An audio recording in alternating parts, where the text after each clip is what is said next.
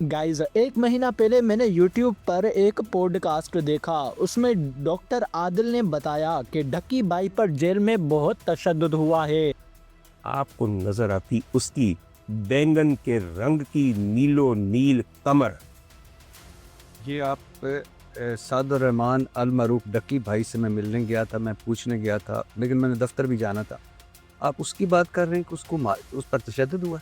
तो सर और किसकी बात कर रहा हूँ? अब कल ढक्की बाई 100 दिन जेल में गुजार कर आया तो इसने भी उस तशद्दुद का जिक्र अपनी इस वीडियो में किया। इसने ये वाकया भी सुनाया कि कैसे जेल में साइबर क्राइम के एक ऑफिसर ने इस पर जेल में तशद्दुद किया, इसको गालियां दी और वीडियो कॉल पर किसी बच्चे ने भी इसको गालियां दी साइबर क्राइम ऑफिसर के कहने पर।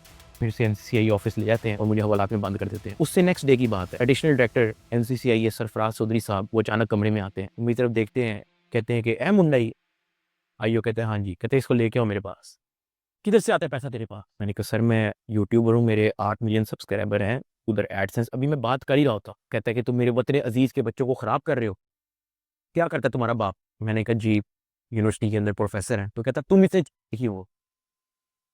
मैं चुप रहता हूँ। वो चीख के बोलते, कहता बोल।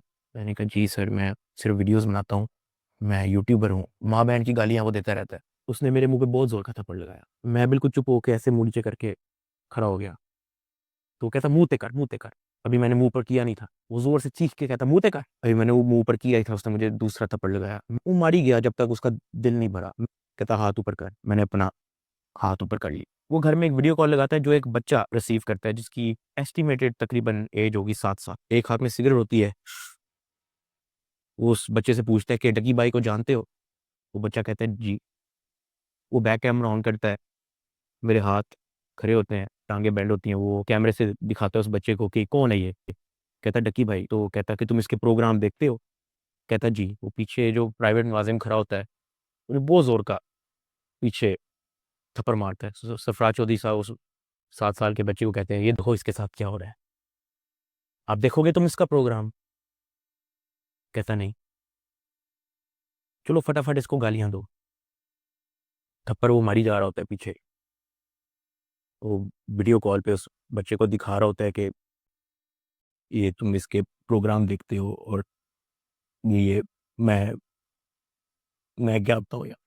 गाइज उस ऑफिसर का नाम सरफराज चौधरी था। ये एनसीसीआई में एडिशनल डायरेक्टर है। ये इदारा पहले एफआईए में होता था। ये इदारा साइबर क्राइम को इन्वेस्टिगेट करता है, इंटरनेट पर होने वाला कोई फ्रॉड, ब्लैकमेलिंग, हरेसमेंट और इसी से रिलेटेड जराइम। गाइज 16 अगस्त की रात को लाहौर के अल्लामा इकबाल इंटरनेशनल एयरपोर्ट से गिरफ्तार किया गया था। डकी पर इल्जाम था कि इसने जुए की ऐप को यानी गैम्बलिंग एप्स को प्रमोशन की है। इस इल्जाम को इन्वेस्टिगेट करना चाहिए था और जो फैसला अदालत सुनाती उस पर अमल करना चाहिए था, लेकिन ऐसा नहीं हुआ। ये जो ऑफिसर था सरफराज चौधरी, इसका भी मैंने एक इंटरव्यू देखा था जिसमें ये सोशल मीडिया इन्फ्लुएंसर से काफी नफरत का इजहार कर रहा था। ये कि कुछ अर्से पहले सरफराज चौधरी का एक इंटरव्यू भी सामने आया था जिसमें उनका पाकिस्तान के यूट्यूबर्स और इन्फ्लुएंसर्स के खिलाफ मनफी और नफरत अंगेज माइंडसेट सामने आया था। देखिए फैमिली व्लॉगिंग किसी को पसंद होती है, किसी को नहीं। मैं पर्सनली फैमिली व्लॉग नहीं देखता क्योंकि इन चीजों की इस्लाम भी इजाजत नहीं देता।